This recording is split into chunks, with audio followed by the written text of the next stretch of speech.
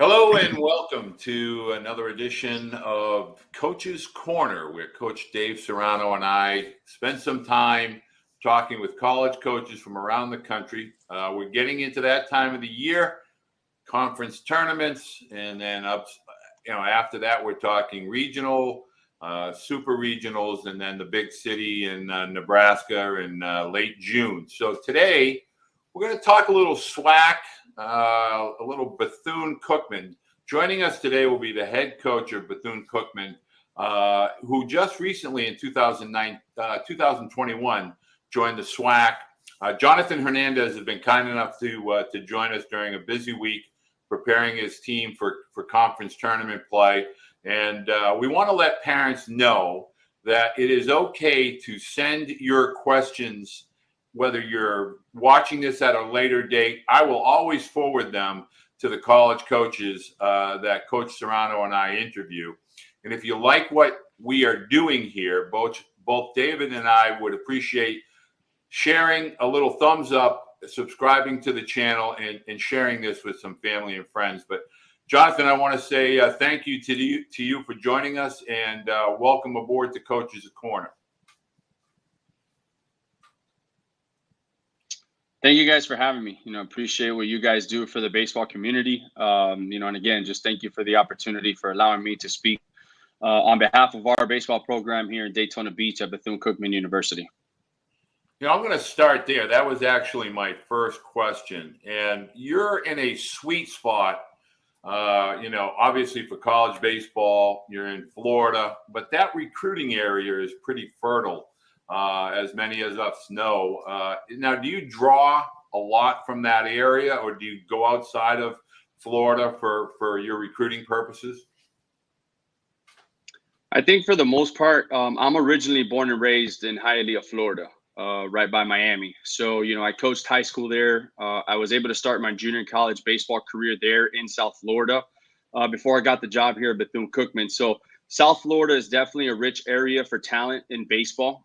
We see teams, numerous college programs across the country try and dip into Florida, Texas, California, but especially the South Florida area. So, we also are fortunate to have an administration that supports what we're doing here in the baseball program, and they allow us to recruit on a national scale.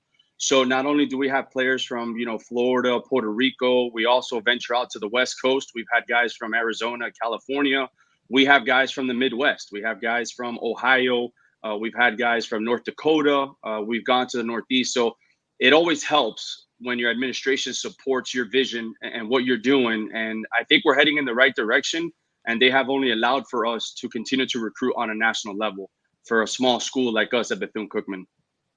It's a pleasure to have you on, Coach. I have a question for you. When your staff, I think this is important for our listeners, the recruitable athlete and the parent of the recruitable athlete. When your staff goes to an event, goes to a tournament, or goes to a high school game or a junior college game, are you looking more for skills? What kind of skills or characteristics do you or your staff go out and really attracts you to that student athlete?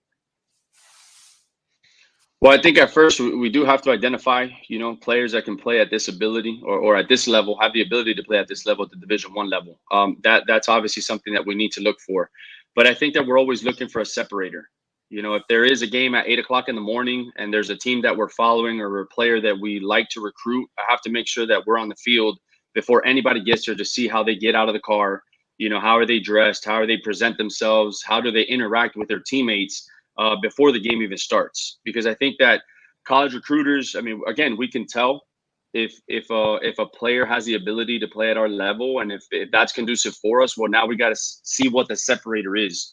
How do they interact with their teammates? How do they interact with umpires? We got to make sure, especially at our campus at Daytona Beach at Bethune, that we do have a small campus community. We can't afford to bring a bad character kid.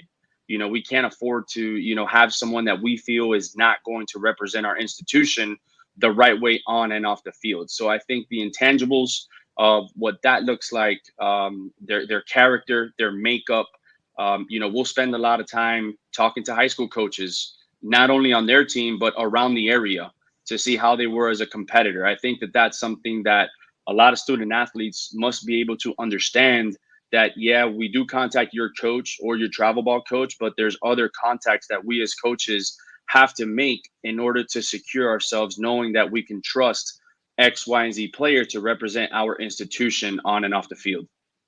You know, before you ask the next question, Walter, I want to jump in.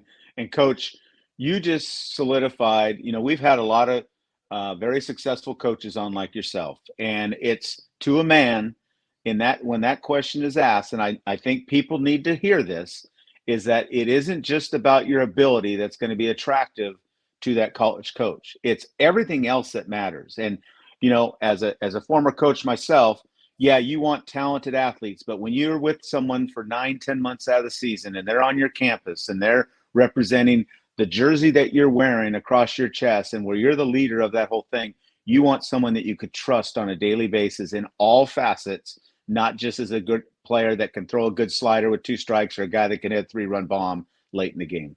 So I think that's an important point, and I appreciate you being honest about that, Coach. Yeah, and one of the things I tell our coaches when we do have recruiting talks, it's not so much the best player we're looking for. We're looking for the player that best fits who we are and our system and that are able to represent our institution. We've been fortunate enough for the last 5 years that I've been at Bethune to have high character guys. We've had over 3.0 team GPAs every semester that have been a part of Bethune-Cookman, and that is something that holds true to our standard with what we want to do is not only getting our players ready for the game of baseball, but also for the game of life. So all of that intertwines with each other with having a high character plus makeup type guy and guy that's going to just grind out and believe in what we're doing with our culture to have the success that we've had the last couple of years here at Bethune. You know, Jonathan, one of the things that why I wanted to have you on is I follow, you know, your social media, I follow the program. And one of the things that's intriguing to me is, you know, based where the university is based. You know, a lot of parents throughout the country, when we talk Division I baseball, instinctively they go into what I call the mindset of P5, everything P5. You know, we know there's over 300 Division I schools that offer baseball. Can you speak to the parent and the student athlete? You know, what makes Bethune-Cookman stand out in your opinion? What is a separator for a student and his family to begin to look, not only from the geographical standpoint, but I know you offer a lot of majors, liberal arts, criminal justice, things like that. But tell us a little bit about Bethune-Cookman and why it's an attractive university for a prospective student athlete. I think at the end of the day, it comes down to the campus community. You know, like I'll tell you, we have less than 3,000 students on campus in Daytona Beach. So it gives you that close-knit community feeling, you know, that you probably can't get anywhere else with an institution that has 10, 20, 30, 40, 50,000 students. You're able to have people that are definitely going to support you, you know, with your academic resources. You're going to be able to know who your professors are. You know, it's 15, 17 to 1 student to teacher ratio at Bethune-Cookman. So if there is a student athlete or a student who's having an issue with a certain subject in that class or that topic, the professors are going to be able to be available to meet with the students and the student athletes one-on-one. I think there's something great to say where you're able to know who the cafeteria ladies are or the people working as janitors. You know, for us, we want to treat everybody like if they're the CEO of the company. And our guys do a pretty good job, in my opinion, representing us to that facet. But I think when you look at the majors for a private institution in the state of Florida, all in room and board, you're looking at $25,000 a year with academic money available that we can stack athletic money as well.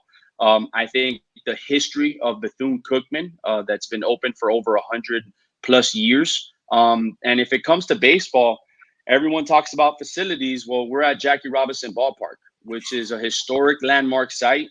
We have probably the only baseball stadium in the country that is a museum because of the importance of Jackie Robinson. And you look at our out-of-conference schedule. You know, we don't shy away from competition. We play against everybody. You know, if you look at our midweeks, it's Miami, Florida, Florida State, UCF, FIU. We played Florida Gulf Coast. And the good thing about us is we played LSU for a weekend last year. We played South Carolina for a weekend this year.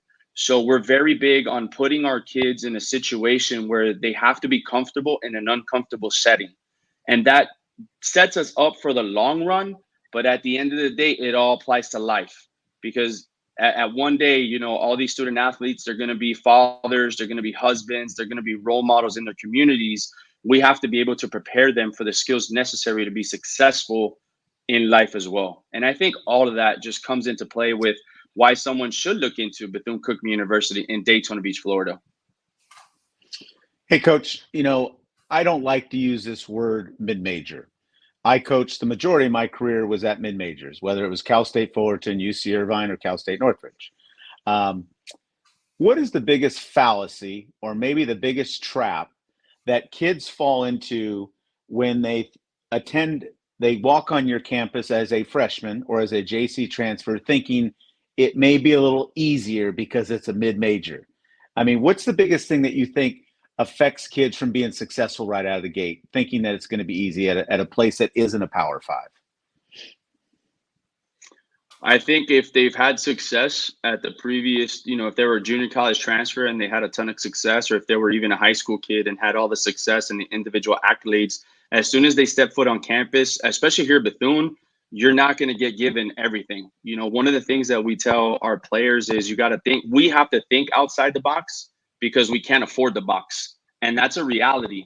We don't spend time worrying about what we don't have. Worry about what you do have. Yes, we don't have the 10 hack attacks, and we don't have all the pitching specific facilities that the bigger schools have. But guess what? We have a place where you're going to get better. You're going to develop. You're going to earn everything that you get. You're not going to get spoon fed. And that's one of the things that a lot of guys that come in with success, they think, oh, I got it made. Well, no, you don't. Like, there is still a growth process. You have to have a growth mindset. We don't see failure as, hey, you're failing. It's just an opportunity to learn, opportunity to grow. And we're going to go on this journey together. You know, just like our players grow, myself included with our assistant coaches, we grow, we develop every single day. But the moment that the kids feel that they have it figured out, it just seems that baseball finds a way to humble that person. And I know it's cliche, but there's two types of people in this world: those that are humble and those who are about to be. And I have a saying that I learned in junior college, and it was GAPOS, GAPOS. Game ain't based on sympathy. No one's going to feel sorry for you because of what you don't have. Worry about what you do have, move on, move forward, get better, and just get after it. And it's just going to teach you guys in life as well. When things aren't going your way, you know, no one's going to feel sorry for you. You're going to have to get up, rise up to the challenge, to the adversity that you are facing, and move on from that.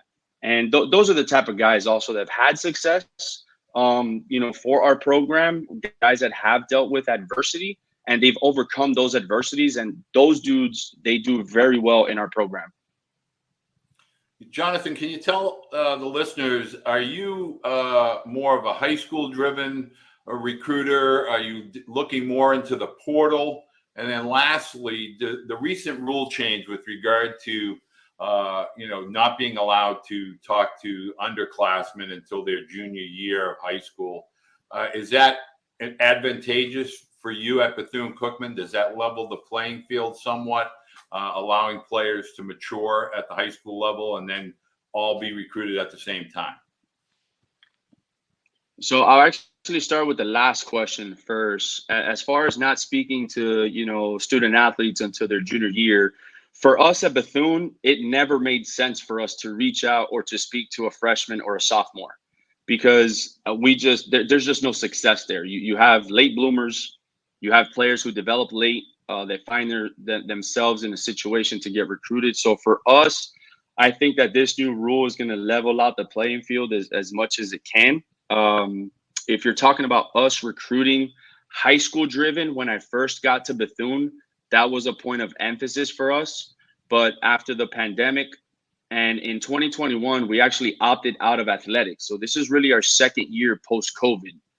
We decided to recruit heavy on the junior college side just to match up with the way the landscape of the transfer portal and everybody else is recruiting. We found success on the junior college side for us.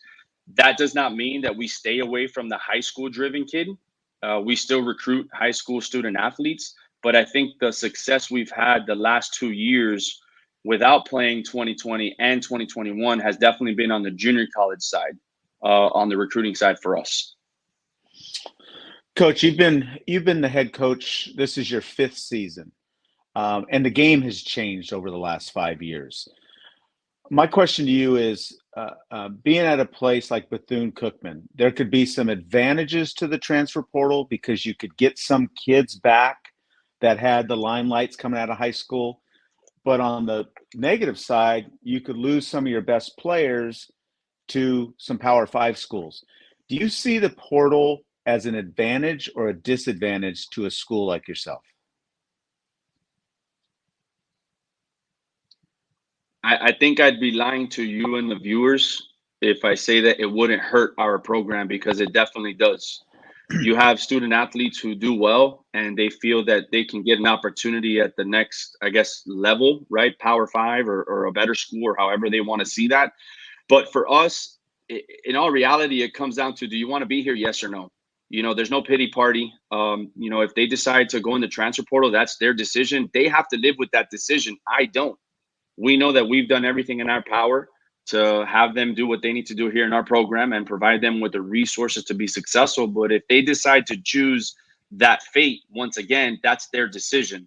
We just have to go and just find the next man up mentality, where someone goes down with injury during the season. You can't mope about it. It's next man up. Let's get after it. Mm-hmm. I think that this year we hit twice on the transfer portal, but it's not something that we're actively searching for in the transfer portal, because for us in our institution, I can only speak for ourselves, there's a plethora of baseball players that are in the transfer portal, but they're in the transfer portal for a reason. Whether they didn't get their at-bats, they didn't get their innings, or maybe they just weren't a great fit for that university, and that's okay. But we have to be cautious of what student athlete we bring in via the transfer portal, because again, it's not about the best player. It's about who fits best for our program and what we're doing moving forward.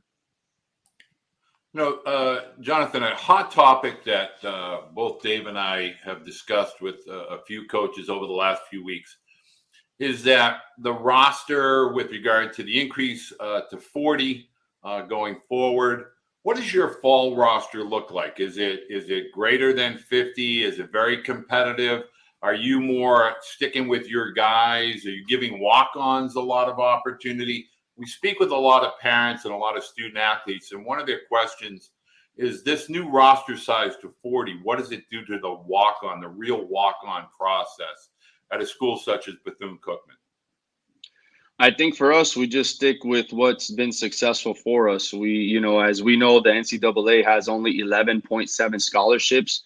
But one thing the viewers need to understand, and the parents and the student athletes, that not every institution has the economic capabilities to fulfill that 11.7 threshold.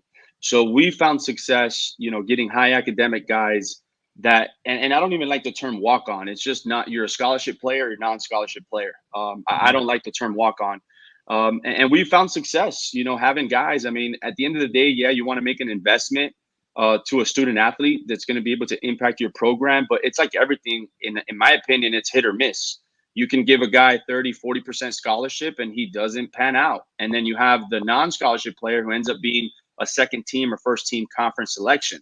That is not unheard of to hear, and it shouldn't be a shock to the student athletes and the players. So I think when you expand the rosters to 40, we're right now at about 34, 35, and that's where we'll stay at, because there just isn't enough innings or enough at-bats to go through an entire season to have 40 players on your roster.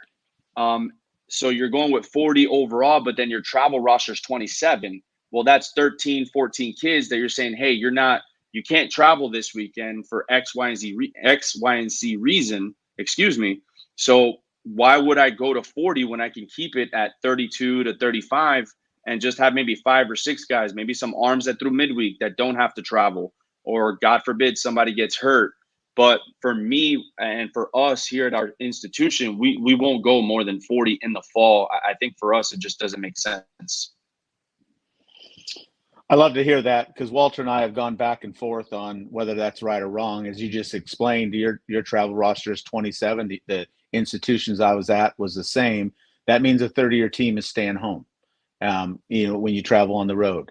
Walter asked you earlier, Coach, about what you could talk about your institution and your campus and your academics. I want you to kind of brag. I'm going to give you this opportunity to kind of brag about the history of Bethune-Cookman and the success that you've had over the last 10, 15 years and the players that have come out that have been drafted that have gone into Major League Baseball. I'd like you to let our listeners hear that. So it'll probably be a shock to the viewers, but the last 23 years, Bethune-Cookman has won 19 conference championships. So that's 19 appearances in the NCAA regionals, which again, like not a lot of people know because Bethune-Cookman is not really a big name. It is, but it's not. We've had over 50 players, get drafted. 2019, we had a right-handed arm by the name of Anthony Maldonado, who currently right now is in AAA. With the Marlins, and he should be in the big leagues hopefully, by the end of this season. We have a couple of guys in this year's roster that have an opportunity to get a professional opportunity. But you got Hiram Burgos, Mark Woodyard. You have guys like Montano Durapu, who made it to the big leagues with the Pittsburgh Pirates. We've had about 7 or 8 big leaguers come through Bethune-Cookman. And it's a tradition like no other. We play the big schools. We don't shy away from competition. We want to be able to put ourselves in that situation to play a competitive schedule because, as we know, traditionally Bethune-Cookman has gone to 3 regional sites once that opportunity comes for a conference championship, and that's Miami, Florida, Florida State. So we have to put our student athletes in that position to be comfortable in an uncomfortable setting. So when it comes down to it, hey, we've been here before. Let's just go out and have fun. There's really no pressure on Bethune-Cookman if you look at it that way, and if that's the mindset, we're not supposed to be here. Let's just go out, go have fun, and just do what we need to do. They strap it on just like we do. They practice or they have 20 hours a week just like we do. Let's just do what we need to do. But yeah, we've had over 50 players get drafted from Bethune-Cookman. We've had about 7 or 8 big leaguers, that have come through our program as well. And we're looking to add to that tradition here at Bethune. So this was a big week. It's conference championship week across college baseball. Can you tell us a little bit about the SWAC, some of the teams that are in there for parents and student athletes to kind of gather some information, and tell us a little bit about your preparation for this tournament, for the SWAC tournament this week? Yeah, so the SWAC tournament, this is the second year that we moved the SWAC tournament with everybody else's conference tournaments because in years past, it's always been the week before. So it used to be the week before, you have your conference tournament, you have a whole week off, and then regional begins. So right now on the East Division, you have Alabama State, us, Bethune-Cookman, the 2 seed. You have Florida A&M, who they're located in Tallahassee as a 3 seed. And you have Jackson State, who's in Jackson, Mississippi, as a 4 seed representing the East Division. In the West Division, you have Grambling State University. They're out in Louisiana. The 2 seed, you have Texas Southern, that they're out in Texas. The 3 seed, you have Southern University, another school that has a lot of rich tradition and history. Ricky Weeks came out of there. And you have Prairie View representing the number 4 seed. So it's a double elimination tournament in a bracket. You're broken up into 2 different brackets, and at the end of Friday or Saturday, you have a 1-game playoff for the championship that's going to be on ESPN. So I think this year the tournament's going to be a little bit more competitive than what it's been in years past because, like myself, all the other coaches do a phenomenal job in the SWAC representing their institutions and recruiting high caliber type players that will have opportunities to seek. To be drafted, hopefully, or have opportunities in professional baseball. But it's a competitive week. At the end of the day, we're here in Atlanta, Georgia. Georgia Tech is hosting, or the city of Atlanta is hosting our tournament at Georgia Tech. And we're just looking forward to get after it. As far as preparation, you just stay what's been working. It's cliche, right? But if it's not broken, don't fix it. We've won 8 or 9 games, 8 or 9 out of our last 10, 11 games. It comes down to pitching. It comes down to clean defense, and it comes down to timely hitting and situational hitting. So those are the things that we've harped on all year. We've done a pretty good job with all 3 facets of that. So we're just looking to continue that momentum as we begin the conference tournament tomorrow at 12 o'clock. Coach, for the student athlete out there that has interest in Bethune-Cookman, if they're out somewhere on the East Coast in the Northeast, if they're in the Midwest, if they're on the West Coast, I know you said you recruit out that way. Do you guys have prospect camps throughout the year? And what's the best way for a student athlete to garner your interest? Is it by email? Yeah, if there is a student athlete that is interested, we usually do 2 camps a year. We usually do them in January and one in August. Right after the summer circuit gets done. I think for us, it just doesn't make sense to do something in the smack middle of the summer tournaments, because we all know travel baseball is expensive. So to have that added cost to the parents while they're trying to figure out travel logistics and arrangements, for us, it just doesn't make sense to do so. They can reach me at my email. It's hernandezj@cookman.edu. They can follow me on Instagram, Twitter, social media as well. And that's how they can get in contact with us. And I think one thing too is your viewers need to understand also is us as college coaches, we can't make contact with those who are freshmen or sophomores. If they email us, it's not that we don't have interest. It's just that we have to abide by the NCAA rules. And I think that gets lost in translation or communication with the student athletes who are under, 9th grade, 10th grade, 8th grade, where we get emails all the time, but it's just unfortunate we can't answer those emails because we have to abide by the NCAA laws. I think that's critical for parents to really understand that not only with the new rules that have been put in place, but even prior to that, college coaching staffs as a whole, over and above camp information, cannot, be proactive and contact families or student athletes in particular. So you don't want to take that in the wrong way. And now more than ever, attending camps does allow for not only the coaches to interact with student athletes, but allows the student athletes to gain some insight onto the campus, the coaches, their personalities, their expectations, their mannerisms, etc. So when you do have an opportunity, and that camp in January for a guy like me in Boston, that would be a great camp to kind of spend a few days with some palm trees and some green grass. So I'm sure that's intriguing to a lot of families in the Northeast and the Midwest. So Jonathan, I want to say thank you because I've been a fan of yours on social media, and I really wanted to get you on. And I know we're in the middle of conference play, but I want to say thank you for taking time out of your tremendously busy schedule this type of year. And I really wish you nothing but success. I know the program is firing on all cylinders, and I really hope that not only do you get to a regional, but it's okay to make a super and knock on the door of the big city in Nebraska. Absolutely. It's all about the mind and what you think is capable. If you believe it, it can happen. Just like with your viewers, if you believe that, there's a school for everybody, you just got to go out and search for it. And like you mentioned, the camps, that's a great way to interact with the coaching staff, whether you feel if that's going to be a good fit, because it's a two-way street. It's not only coaches wanting to see if the players are great fits, but it's also the players and the parents, seeing if it's a good fit. And a lot of things are going on, and I appreciate what you guys both are doing, in this space.